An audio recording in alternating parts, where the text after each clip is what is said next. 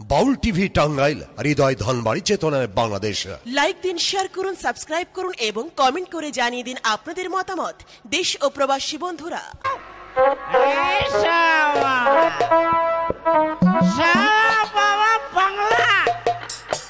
বাংলা খাবো আর ঘুরে বেড়াবো বাবা। এই রাস্তা রাস্তায় বাংলা খাবো আর ঘুরে বেড়াবো।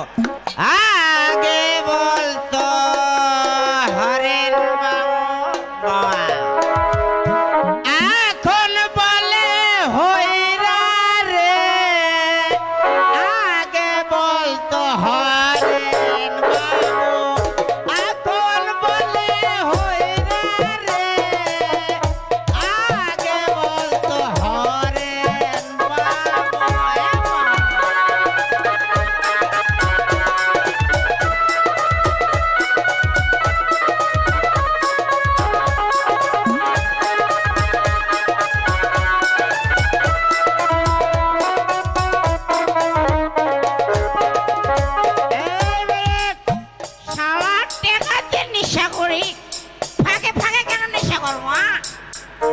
আজ থেকে এত সুন্দর ফুলের বাগান ফাঁকা বাবা। এই ফুল বাগানে আমি আজ থেকে মাল খাবো আর শুতে থাকবো।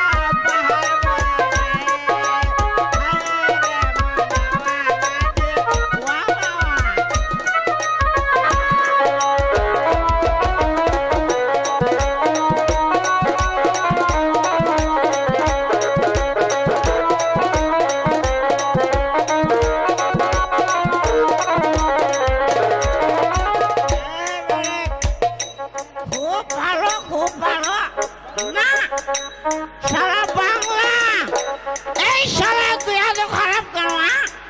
তোকে যখন খাই দেহের মধ্যে যখন ঢুকি সারা দূরের মানুষ কাছে আসে, আর যখন নিশা ফেটে যায় দূরের মানুষ চলে যায়। এখন এখানে ঘুম আসবো বাবা বাংলা, আমি ঘুম আসবো বাবা। তুমি আমার পাশে পাশে থেকো বাবা। বাবা বাংলা বাংলা পড়ে গেল।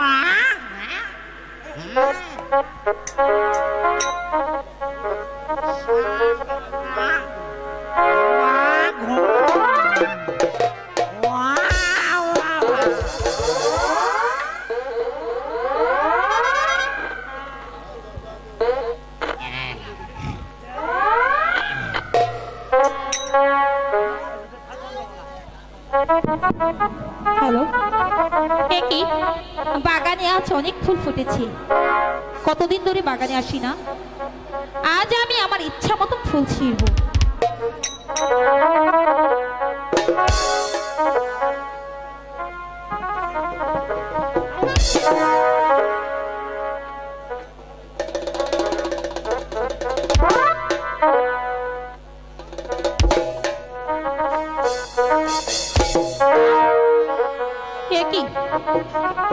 আমার বাগানে এত সুন্দর পুরুষ, এই কে তুমি?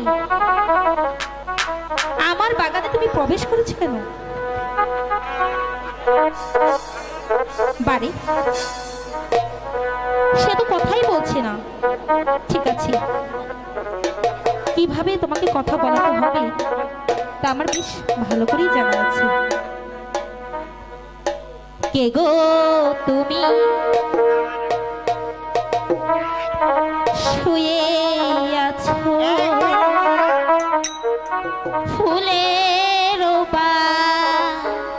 গানে গো,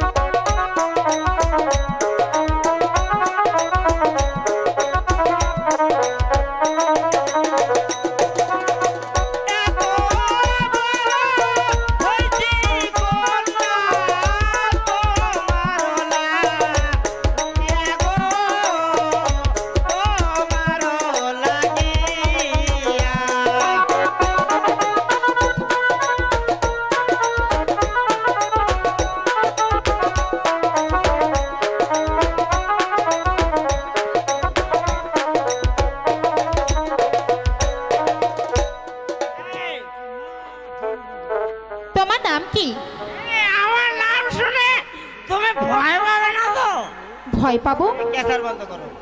ভয় পাবে না তো? ভয় পাবে না তো? তাহলে শুনবো আমার নাম। হ্যাঁ, তোমার নাম কি?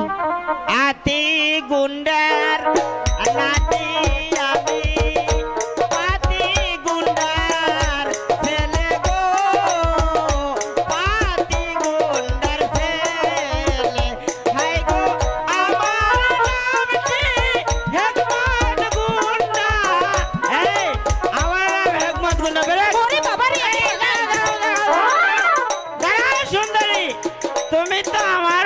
পরিচয় নিলে, তোমার পরিচয় তো আমাকে দিল না। তোমার পরিচয় দিয়ে আমাকে সুখী করো। আমি কি জানো? কে তুমি? কে? আমি হলাম চন্দ্রাবতী। তোমার বাবার নাম? ফয়জুল রাজার মেয়ে আমি। কি বললে? ওরে বাবা! আরে শোনো শোনো শোনো, আমি পালাই। তোমারই পরশে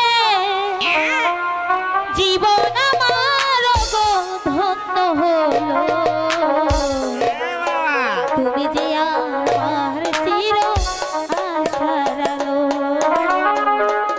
তুমি যে আমার চির আশার আলো। তোমারই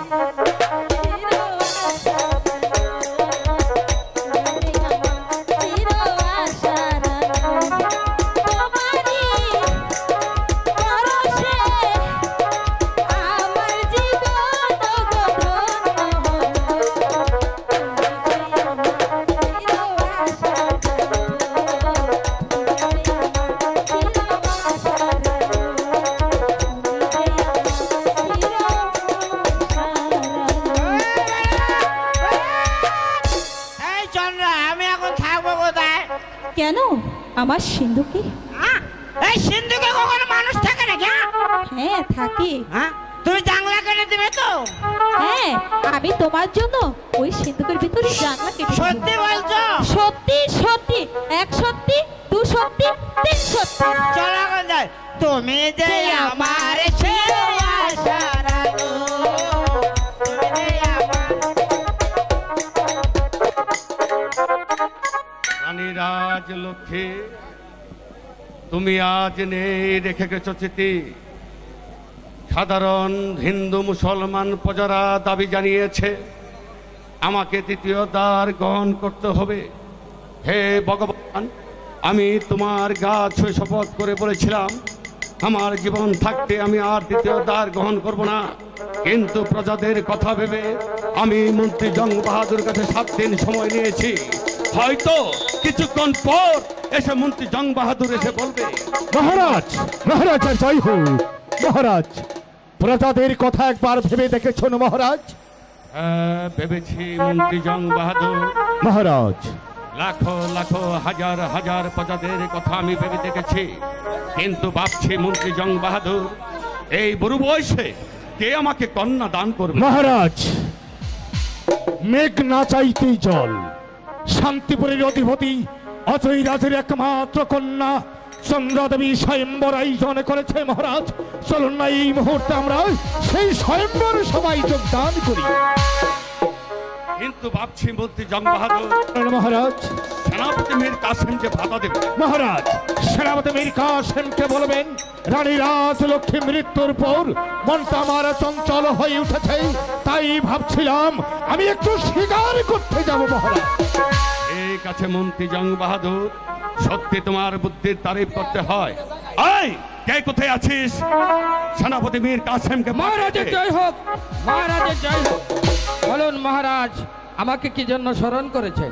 সেনাপতি মীর কাসেম, মহারাজ, রাজলক্ষ্মী মৃত্যুর পর আমার মনটা খুবই চঞ্চল হয়ে পড়েছে, তাই আমি ভাবছি আমি কিছুদিনের জন্য শিকারে চলে যাব। ঠিক আছে মহারাজ, আপনি শিকারে যাবেন সে তো ভালো কথা। আপনি আর কাল বিলম্ব করবেন না, আমি এই মুহূর্তে আপনার শিকারে যাওয়ার ব্যবস্থা করছি।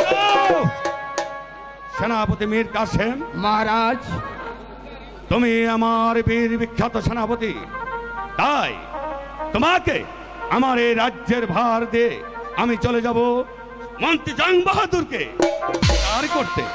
ঠিক আছে মহারাজ, আপনি মন্ত্রী জং বাহাদুরকে নিয়ে শিকারে যাবেন, আমি আপনাকে বাধা দেব না, কিন্তু আপনার অনুমতি পেলে আমি মন্ত্রী জং বাহাদুরকে দুটি কথা বলতে চাই। অভয় দিলাম। মন্ত্রী জং বাহাদুর, বলে যাও। মহারাজকে নিয়ে আপনি শিকারে যাচ্ছেন, বেশ ভালো কথা। মহারাজকে নিয়ে শিকার থেকে ভালো ফিরিয়ে আনবেন, সেও ভালো কথা। মহারাজকে শিকার থেকে যদি ভালোভাবে ফিরিয়ে না আনেন, মহারাজকে চক্রান্ত করে অন্য পথে নিয়ে যাওয়ার চেষ্টা করেন, তাহলে একটা কথা আপনি মনে রাখবেন, এই পৃথিবীর সবাই যদি আপনাকে ক্ষমা করে, এই মুসলিম যুবকের হাতিয়ার আপনাকে কোনোদিন ক্ষমা করবে না। মহারাজ, এবার চলুন না মহারাজ, আমরা এই সুযোগে সেই স্বয়ম্বর সবাই যোগদান করি। তাই চলো মন্ত্রী জং বাহাদুর, চলুন মহারাজ। তাই চলো।